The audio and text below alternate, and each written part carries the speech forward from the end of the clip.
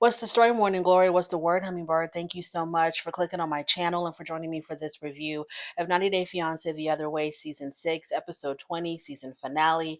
He's just not that into US. Let's talk about Josh and Lily. So we are still at the wedding venue. It is the day of the wedding. Lily still owes about $5,000 to the wedding people, the wedding venue, the wedding planners, whatever.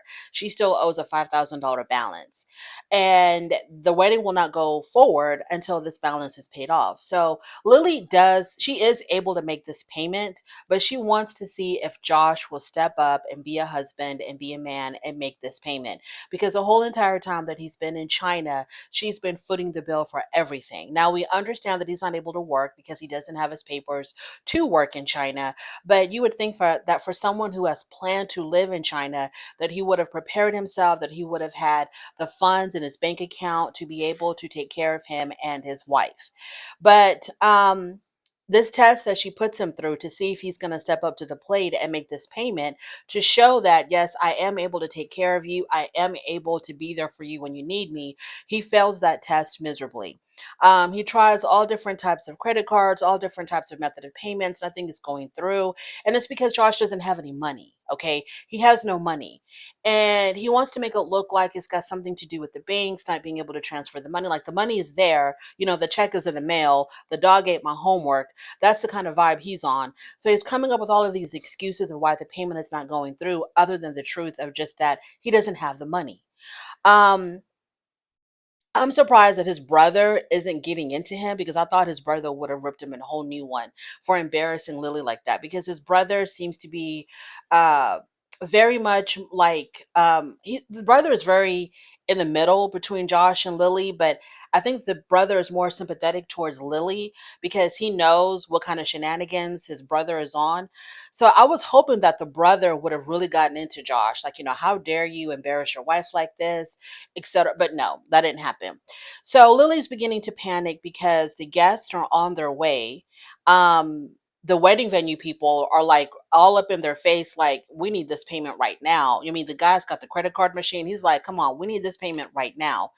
And so she's like, oh my God, people are coming. I don't know what I'm going to do, because Josh had suggested that maybe they have to cancel the wedding.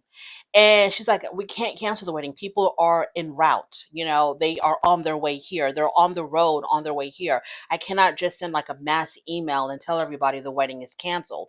They're already on their way. So in his confessional, Josh tells us that Lily shouldn't be panicking over something that they cannot control. Are you serious? Are you serious? Are you serious, Josh? The fact that you were the one that should have been able to come up with the funds for your wedding, to help her pay for your wedding, a wedding that you agreed to, regardless of who thought of it first. You agreed to go through with this wedding. But then you're going to say, well, she shouldn't be panicking over something that we can't control. So between Josh and his brother, they offer to pay $1,200 towards the remaining balance, and in cash. And so then Lily has to get a loan. So she like very quickly contacts the bank or whoever, and she's able to secure a loan for the rest of the balance. So the wedding is paid for. Um, I would have canceled the wedding whether I had the money or not. If I was Lily, I would have canceled the wedding. I would have been like, okay, I'll be here to greet my guest and tell them that, my husband is an idiot. He's broke. He's pathetic. He's a clown. I'm so sorry that I wasted y'all's time. But yeah, there's not going to be a wedding today because I cannot get married to this idiot. I just can't do it. I have too much respect for myself. That's what I would have done. I would have stood right there at the door waiting to greet my guest and very politely turning them away to let them know that there will be no wedding today because there's no way I can marry this man. But she goes through with the wedding. Okay. He failed the test. So then my question is, if he failed the test, if she was testing him to see if he was going to step up and pay for this wedding, and he failed the test, what was the point of going through with the wedding? What was the point of doing the test? I mean, he failed it. You see that he's broke. His brother had to help him. I'm pretty sure the majority of that 1,200 that him and his brother came up with, I'm pretty sure the majority of that came from the brother. So he failed the test. You're still going to marry him. So, Lily, what was the point of the test? I don't understand. You should have just paid for the damn wedding to begin with to avoid all of this. If you're still going to marry him regardless, like, I don't understand why you still went through with the wedding when he failed the test. So, he has no money. They're not having sex. He has no respect for her because he cheated on her, right, with this Vietnamese woman sometime during their relationship. And you're still going to go through with marrying this man? He's disrespectful to your daughter, and you're still going to go through with marrying this man. Okay. So after the ceremony, Lily introduces Josh to her friends, and she introduces him as the most amazing husband. That's fine because your daughter Lily, she's gonna put your friends up on game. She's gonna let them know exactly what kind of man Josh is. If they won't see it for themselves, if they don't have a chance to see it for themselves, your daughter is gonna put everybody up on game on exactly what kind of man he is. So during the dinner, Josh apologizes to Lily's daughter. The daughter accepts the apology, but in her confessional, she tells us that even though he apologized, he has a lot of work to do to gain my trust again. Lily tells us that she doesn't know how the marriage is going to work or how it's going to succeed without Josh changing. Lily, you are too old and you've been in the game too long to think that this man is going to be changing. There's no way Josh is going to change. Change into what? Into something worse than he is now? That's probably possible, but he's not going to be this stand-up guy that you're expecting him to turn into, to, more to, what do they say? Expecting him to change into like this great, wonderful husband who's going to take care of you financially, who's going to love you down the way you want to be loved down, who's going to have all kinds of respect for your dog. If that's what you're waiting for, Lily, it's not going to happen. So I'm just like, I'm very disappointed in Lily. I've been disappointed in Josh. And the only one who has any sense is the daughter. Moving on to James and Meitalia. So James is returning back to the United States. He has to travel to Jakarta, and he's going to take a plane from Jakarta to wherever he needs to go after that to come back to the United States. So Meitalia is going to go with him and her parents as well. They're going to travel with Josh up to Jakarta, and then they're going to come back home, and he's going to be on his way. Meitalia didn't think that James would leave without her. She didn't think that he was going to do it. I don't know why she thought that he wasn't going to do it, because he was so over Indonesia. Josh was so over Indonesia. I don't know why Meitalia thought that he was not going to take this trip to America. So they talk about Angel. James said Angel, her sister, the one that tried to, sabotage their relationship by telling everybody that James was a horrible guy, and Meitalia shouldn't be married to him. She tried to turn the whole entire family against him. But since then, James and Angel kind of sort of made up a little bit. They did apologize to one another, but they're not exactly BFFs. So James says that he needs to gain Angel's trust in order to help her come to America, because Meitalia had said that the only way that she would return back to America to live with James is if he brought her sister to the United States, got her a K-1 visa, not necessarily to live, but to travel so that she can visit Meitalia in the US. That's the only way that she would return back to America with him. So he says that in order for him to do that, he has to trust her again. And he's thinking, like, what if she's just using me for a visa? Because he asks Meitalia, what if she comes to the United States and doesn't leave? And Meitalia says, my sister is not that kind of a person. She would not do that. So James is also worried that if Angel does come to the United States to spend time with Meitalia, that she is going to get in the way of their marriage. She's going to interfere into their marriage and cause problems and try to get Meitalia to turn against him, etc. So he's also worried about that. Once again, Meitalia tells him, my sister's not that kind of a person. She wouldn't do that. So in her confessional, Meitalia tells us that she's learned a lot about her husband within the past couple of months that they've been living in Indonesia together. She's learned that he doesn't want to have children. She's learned that he lied about her dog because he led her to believe that her dog was going to be able to join her in Indonesia. But after he arrived in Indonesia without the dog, he told her that, oh, because there's a lot of rabies in Indonesia, customs wouldn't let him bring the dog. He looked it up online, and he saw something online saying that, pets from America can't come to Indonesia because there's this outbreak of rabies or something in Indonesia. So at the very last minute, she found out that her dog couldn't come to be with her. And that was something that she was really looking forward to because she loves her dog. But, he told her it wasn't going to happen. And also she found out that he really doesn't want to live in Indonesia. When the plan was for them to pack up, leave America, and start a new life in Indonesia. Then he changed his mind about that. He's talking about going back to America. So she's learned a lot about her husband during these past couple of months. So it's the day of the trip for him to go back. And the parents are noticing that, damn, James, you have a lot of luggage, because the parents think that they're just taking a train ride to Jakarta and coming back, all four of them. And it's because, they think that Meitalia really wanted to ride the train, wanted to experience riding a train to Jakarta. So they think it's going to be like a day trip, and then they're all going to come right back home.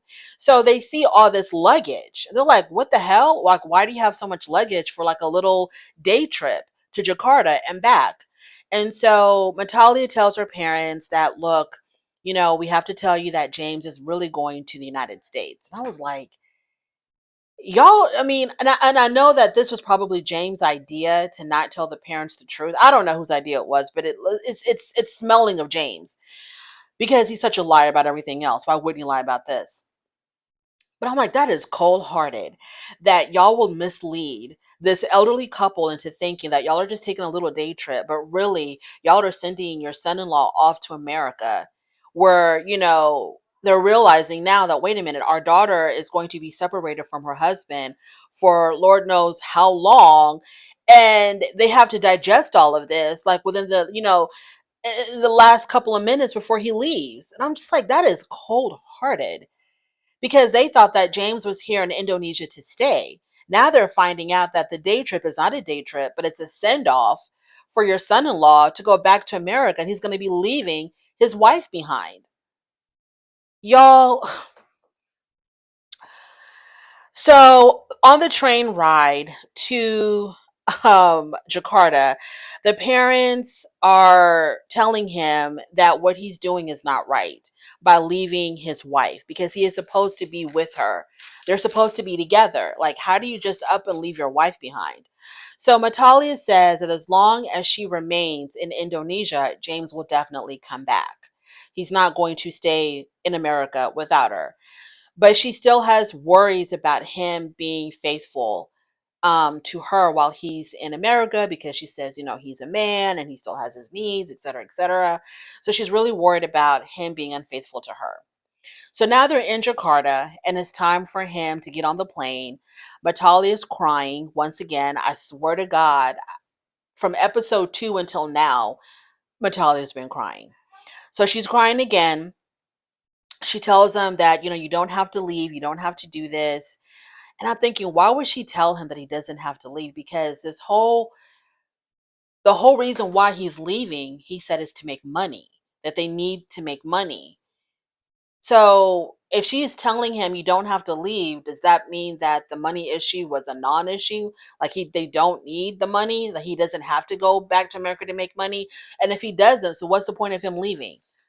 Is it because he's starting the process of eventually convincing her to go back and then leaving Indonesia for good?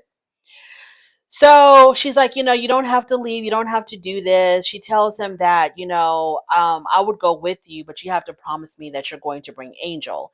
And he's like, I can't do that. I can't make that promise. So she tells him that she's worried about him being faithful. He tells her, I will never cheat on you. My heart is with you. And he asks her one more time, will she go with him to America? And she says she's too scared to go to America because she doesn't like the fact that she's going to have to be alone, and it's so cold, and it affects her health. So she's not going to go back until she's reassured that Angel will be able to travel and visit her. Okay, y'all. So we saw a little bit of the tell all, and we saw that Meitalia is in the United States. So I guess if the tell all, we'll find out if they've decided either to live here or to live in Indonesia. Like I said before, on their social media, it looks like they're still, I don't know when these videos were taken, because you can take videos but then post them way after the fact. So I don't know how recent those videos were, but they were still in Indonesia when I looked at their social media. So I don't know if those were old videos from when he was in Indonesia and now they're in the United States, or if they went back, who knows? But I guess, that's why we have to watch the tell all to figure it all out. But Meitalia, you are with a very conniving man. If the way that James is portrayed is in any way how he really is in real life, she is with a very conniving, manipulative type of man who sees nothing wrong with his lies and his half truths and his manipulation. He sees nothing wrong with any of this, hurting his wife, hurting their family. Like, he really doesn't care as long as he gets what he wants. It's like almost diabolical the way that he is. It's kind of like he doesn't care that he's breaking promises. Oh, that's another thing. James tells us that he had promised her father three things: that he would have children with Meitalia, that he would take care of Meitalia, and the third one was, what was the third one? That he would live in Indonesia. Out of those three promises, he can only fulfill one, and he can barely do that, which is to take care of Meitalia. And to take care of her means more than just financially supporting her. You have to take care of her emotionally as well. And he's not doing that because this woman is constantly crying over things that he's done. And so I don't know if he thought that he was going to get him, a foreign girl so that he can, she's not going to be any wiser. She's not going to know any better. And I can just do whatever I want and manipulate her how I want because she'll never, challenge me or stand up to me. I don't know if that's what he thought was going on when he got with Meitalia, but it's just crazy to me how he has broken so many promises and has like really let her down. They thought they were going to live in Indonesia. It seems like that's not happening. She thought they were going to have children. He tells her he doesn't want to have kids. How, he promised her that the dog would be able to come with them eventually. That didn't happen either. Who knows if what he said about the rabies outbreak, if that was true or not, which I'm thinking she could have verified that on her own if she looked online. Maybe it's true, maybe it's not. I have no idea. Y'all, it's just crazy to me how this man is like so deceptive. But let's move on to Joanne and Sean. So Joanne is having a FaceTime conversation with her oldest son, Joey. She's asking Joey, so did Jesse, her younger son, has he said anything about me and Sean being married? And Joey tells her he has said not one word. He doesn't want to talk about it at all. So that really worries Joanne. That lets her know that her youngest son is really struggling with all of this. So she's asking her older son, well, how do you feel about it? And her older son is like, well, you do you, mom. If this is what makes you happy, then, who am I to take that away from you? And so she knew that that was like a very, weak response. And so she's like, when you say that, that's basically telling me that you want me to come back home. And he was like, yeah, you need to come back home. So she's decided that she's going to come back home to be with her kids. So she has a conversation with Sean, and she tells Sean that she talked to Joey, and basically she's decided that she's going to have to go back home. And so Sean is like, so what does this leave for? What does this mean for us? What's happening with us? Because they're married, but they're going to have a long distance relationship. Like, that doesn't make any sense. And so she's like, I don't really know what's going to happen with us, but I know I have to come back home. I'm surprised that she's decided to go back home because I really thought that, she was going to I really did think that Joanne was going to choose her man over her kids, but I'm happy to find out that she didn't do that. And that she's choosing her children over him. So, and we did see that he is in America when we saw the tell all preview, because he was sitting on the couch with her. So maybe he was able to fix his visa situation and maybe him and his daughter were able to come to America. That would have been, the best thing, if he was able to come to the United States. But then again, the daughter, he's got joint custody, I think, with the mother of his daughters. Y'all, I don't know. Joanne and Sean are just, I don't know. Their decision making skills are very problematic. So he's like, I can't be without you. You're my soulmate. You're the love of my life, etc., etc.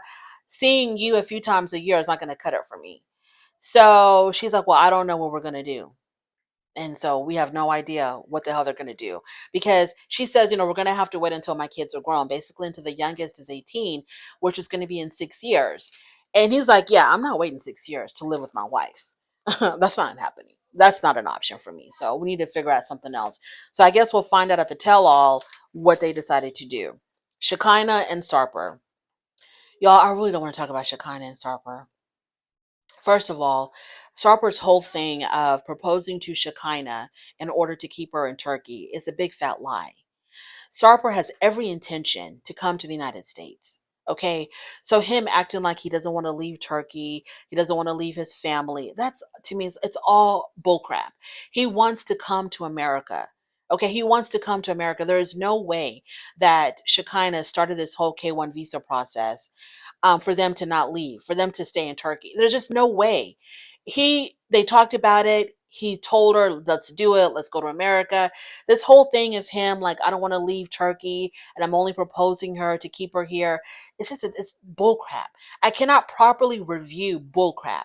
I can't properly do a review on people who are clearly lying. So I'm not even going to waste any more time with Shakina and Sarper. They both want to come back to America. Shakina never had any intentions of living in Turkey. There was them being on 90 Day Fiance the other way was just the producers keeping these people in our faces because they think that they're like what's the word? They're the I don't know what the word is.